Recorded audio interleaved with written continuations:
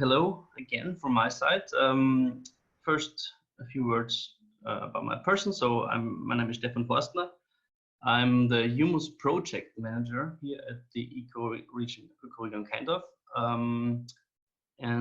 Yeah, my background is biology, and then I specialized in soil science, so to say. So I'm a soil ecologist by training, and I started this position about 1 year ago.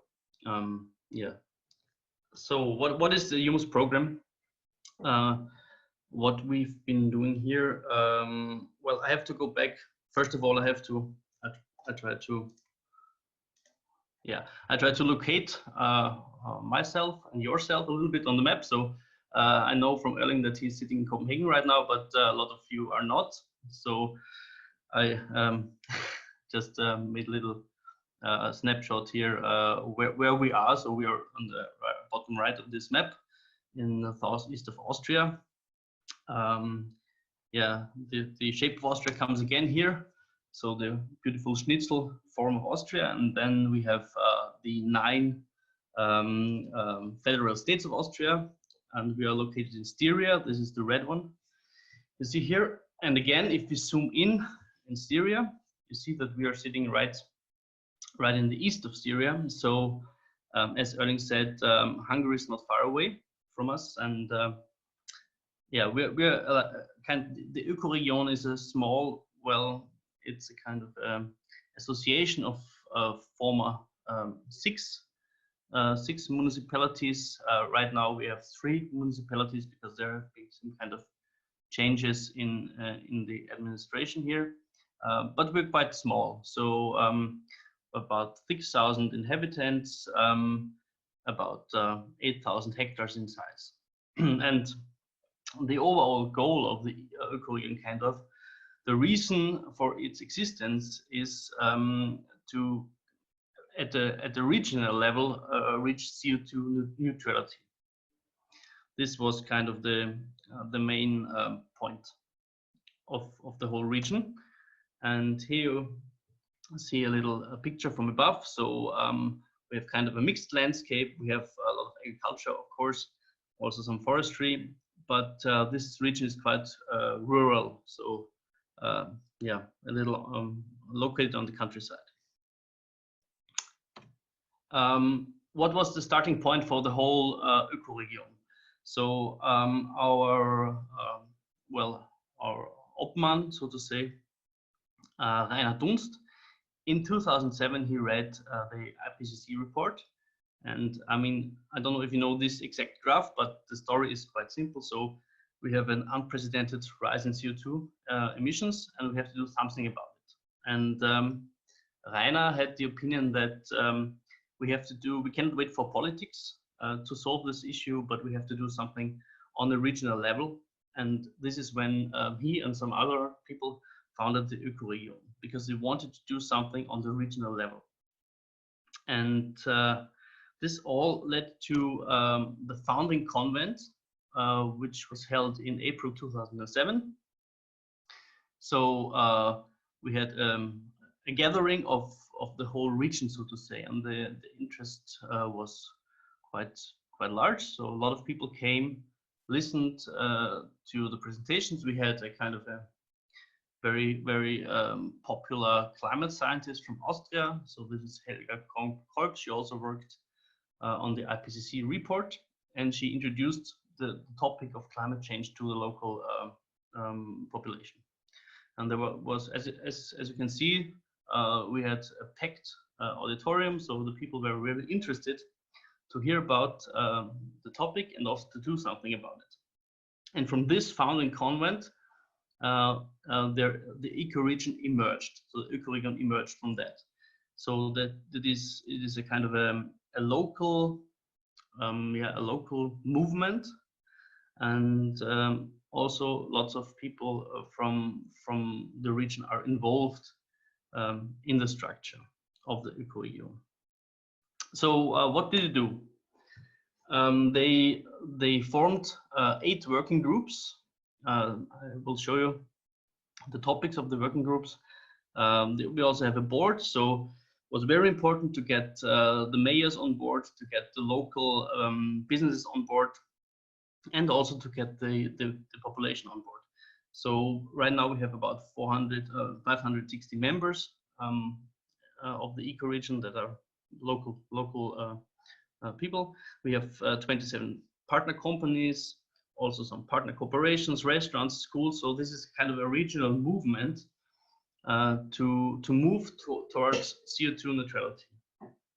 Here you see that we have a kind of, the important core of the structure is the association. So we are organized as an association, and we are the links to the municipalities, sorry, to the local businesses, to the population, and also to the working groups. But the association, which is my employer, is kind of the hub of the whole operation.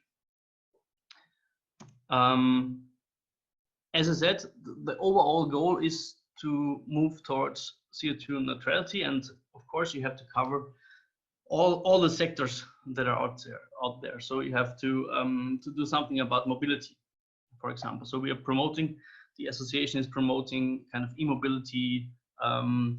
We have kind of, you can test some electric cars here and stuff like this. Then energy efficiency is another working group. So, using energy efficient devices, switching to electricity for power generation, stuff like this. Then heating, of course. So we had a kind of we had a program that helped people to switch away from the oil heating towards biomass-based heating systems. We do a lot in terms of public awareness. So we have we banned, for example, we banned plastic bags. We have lots of activities going on with the local schools and stuff like this.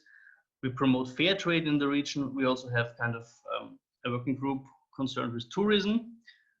This working group, for example, hosts a bike race once a year to motivate people to switch to bikes for their daily commuting ways. I mean, this is not a topic for Denmark, as I know that using bikes for the daily ways is way more common there. Then we have a group that works on building and renovation, and also we have a program since last year that promotes sustainable gardening. And of course, one working group is concerned with agriculture. And the humus program emerged as the main project of the working group agriculture. So just that you know about our setting. So we are not focusing only on humus, but also on a lot of other topics. But the humus program is arguably the most successful in terms of public awareness, in terms of outreach, so to say. Yeah, why humus? So it's, from a climate perspective, it's quite easy because soil is the most important terrestrial carbon store. So it contains more than triple the amount of carbon than the atmosphere and the vegetation combined. This is quite obvious. So if we just can increase the carbon content in soil by a small degree, we can act effectively against the CO2 problem in the atmosphere. And that is also important. So this is from the climate perspective, and also from the, I would say, from the policy perspective, the main incentive to deal with humus. But we also have a farmer's perspective, and the farmer's perspective is way more down to earth, I would say. So farmers here in our region, they're dealing with erosions. They have to increasingly deal with dry spells, and so humus also has the benefit to work against erosion and work against dry soils. So it increases the water holding capacity of soils and stuff like this. So this is the farmer's perspective. So the farmer are not so much, I would say, concerned, or it's not the prime objective is not to save the world, so to say, but to really increase the fertility of the soils. So, some basics about the program. To the right, you see Gerald Dunst. He's the father of the humus program. He's also the head of the working group agriculture. And this was all, so to say, his idea. All right. So in 2007, he thought about what can we do in the sector of agriculture to combat climate change. And he was able to motivate 3 farmers to join and to give it a try, to take 3 hectares and to increase the humus content with, I would say, quite radical measures. So there was really, in the start, they really used a lot of compost, for example, just to show, to provide a proof of principle that it is possible. Well, right now, the program is 13 years old. We have now 340 farmers all over Austria, and about over 4,100 hectares are enrolled in the program. So the growth was quite impressive. And all in all, up to now, we have stored about over 12,000 tons of carbon dioxide as additional humus, as additional soil organic matter. So how did this evolve over time? You can see here the number of participants during this 13 years. And you can see we started in 2007. We had 3 farmers, 3 really motivated, experimental, so to say, farmers who started with 3 hectares.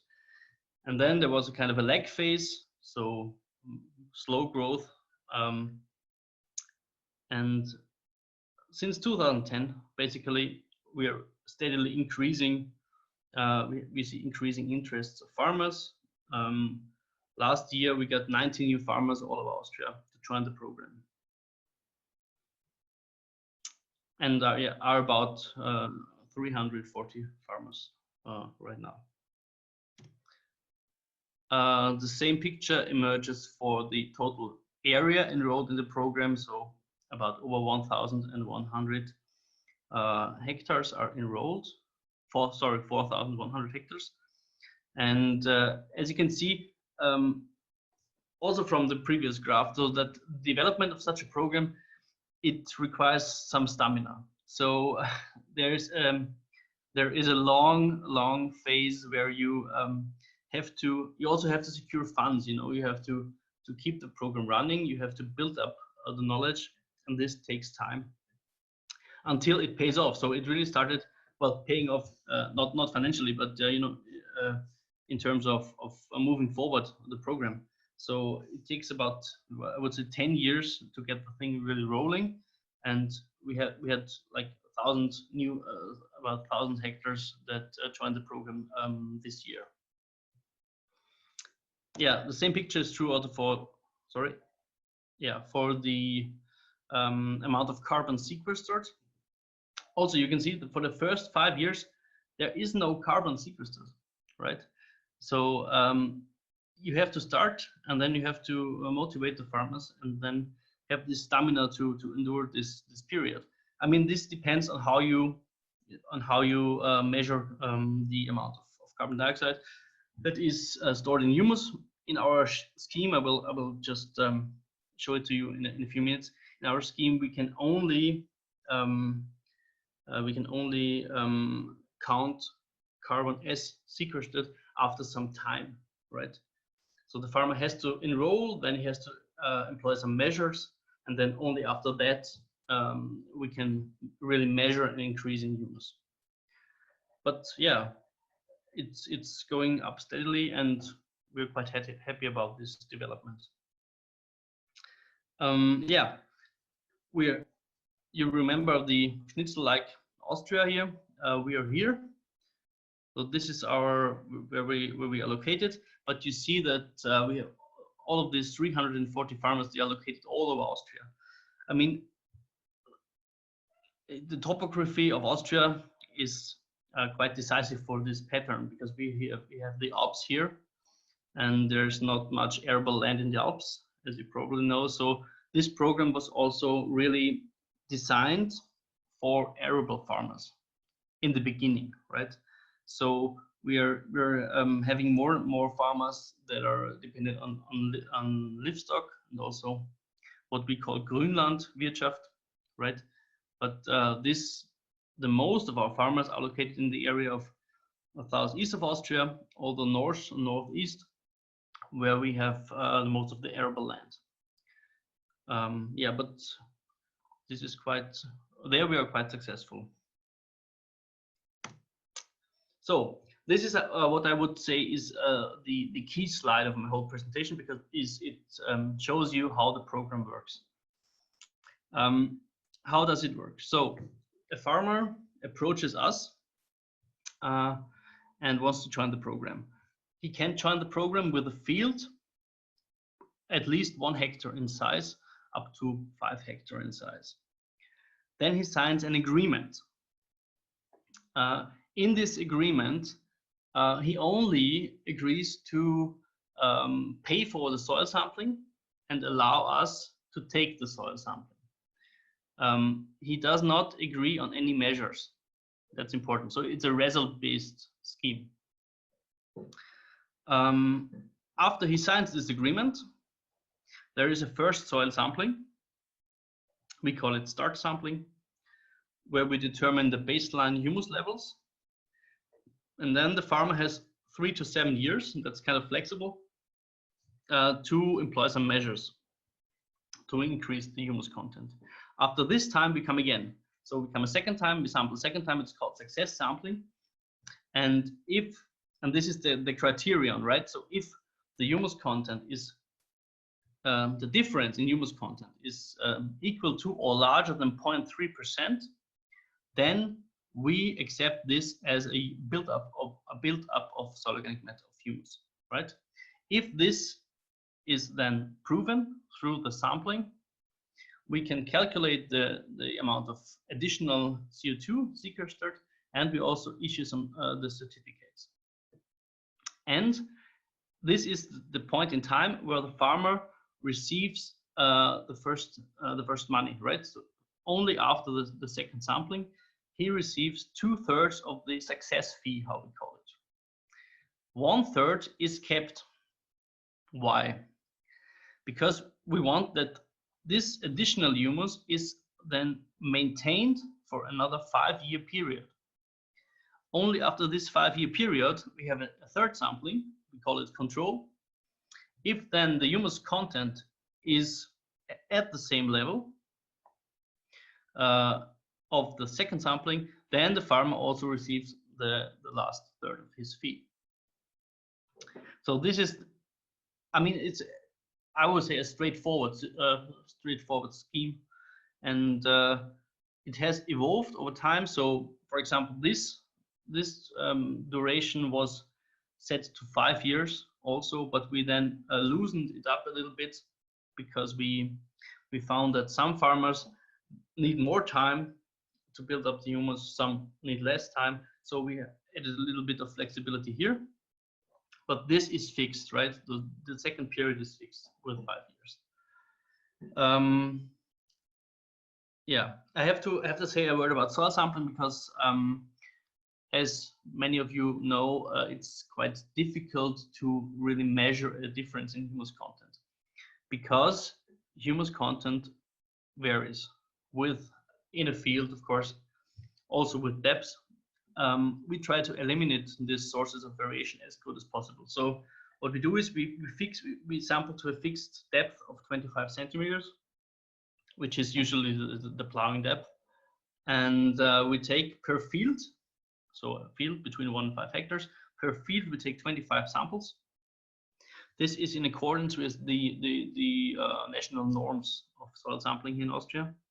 And each and every one of these sampling points is GPS located and measured by GPS. So we try to reduce the spatial variability as good as possible with these measures.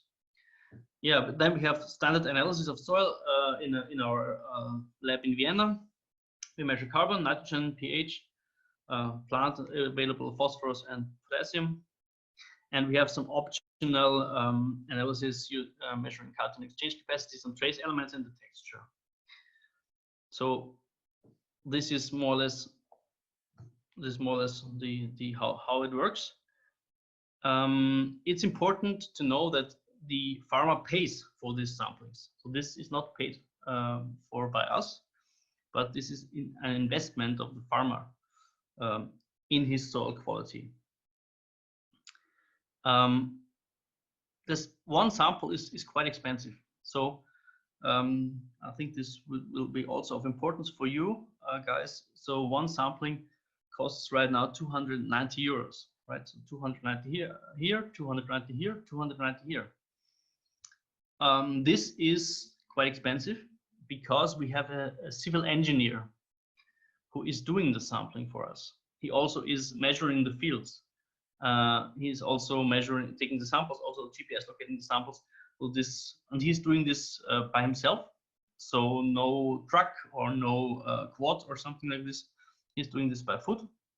So he walks around the field to make sure that we get an accurate area of the field, and also that we can get accurate sampling points right here. But the farmers are willing to pay.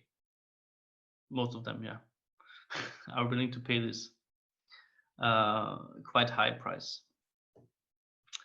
Okay, this is, as I said, this is our civil engineer. This is Florian. This is how it looks like when he samples. So he has his GPS device, and here is his measuring one of his sampling points. All right, calculations, quite easy. We have the area of the field. We have the fixed depth. By multiplying this, we get a nominal soil volume. From this nominal soil volume, we deduce the stone content, of course, because stones usually don't sequester carbon. So then we have the fine soil volume. We multiply this by the fine soil density to get the actual amount of fine soil, the actual mass, sorry, of fine soil. Then you multiply by the carbon fraction, then by a conversion factor, and you end up with tons CO2. And this is done. This is done. Sorry, this is done here.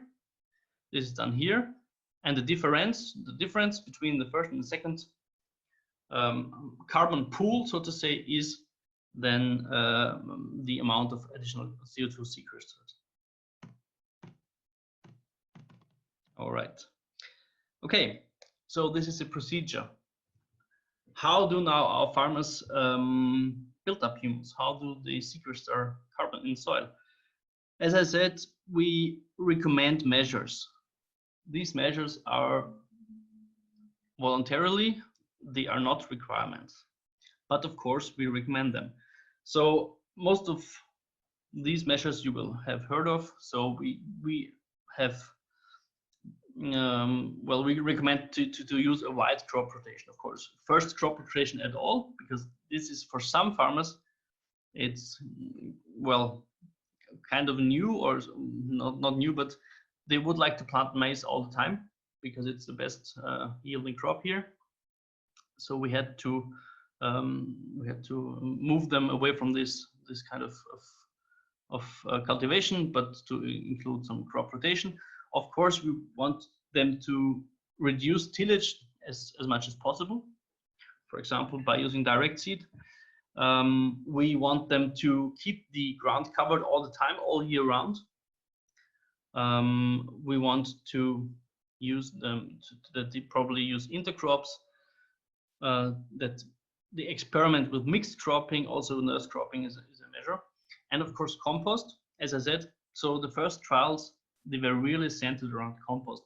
That was kind of obvious because Gerald, as I said, the father of the Humus project, he's a compost expert. So this was kind of the low-hanging fruit for him to employ compost. But we see that it's also possible without using compost. Of course, compost speeds it up. I mean, it's no big deal because if you add carbon, if you add compost to a field, then in the end you measure more carbon, but it's also possible without compost. And of course, we want them to reduce mineral fertilizers and pesticides because we want them to focus on the life in soil. And yeah, so in the end, we have hopefully no soil erosion. We reduce humus oxidation. We increase carbon inputs from above and from below ground. That's very important. Also roots are very important here. And we focus on soil life. All right, some numbers. The program has been running for a while. We have data from about 110 fields that have now completed the second measurement. So, and from this, we find that about 3/4 of our farmers on these fields were successful in building up humus, which is defined as any increase of the humus content above 0.2%. If we convert this to tons of CO2 sequestered per hectare and year, we find that on average, these farmers sequester about 9 tons per hectare and year, which is equal to about 0.2% of humus per year. I have to say that in these fields, there are also some fields where a lot of compost has been applied. So this kind of is more or less the average, so including some fields where compost has been applied. And if you then look at the financial benefits for the farmers, we currently pay them 30 euros per ton of carbon dioxide sequestered. And this, if you do the math, this then accounts for about 1,300 euros per hectare. But from this success fee, the sampling costs have to be deduced. So you see that if the farmer reaches the average amount of carbon dioxide sequestered, he has his costs covered, so to say. So he has the sampling costs are covered by the success fee. So in the end, the bottom line is that the farmer gets his soil improved, and this is accounted for, right? Okay, we had to take some measures to ensure that the documentation is valid all around these processes. So we developed a database that costed about more than 220,000 euros up to now. And in this database, we keep all the records. We keep the records about the farmer, about the fields, about the soil samples, about the CO2 certificates. So everything is handled in this database.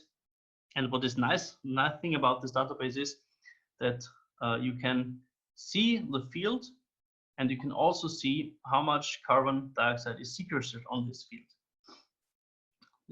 This is and also who bought it. If you are the buyer, you can see where is my carbon dioxide located. This is quite nice.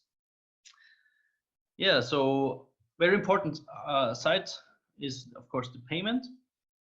As I said, the price we pay the farmer is 30 euros per ton, but this is 2/3 of the certificate price.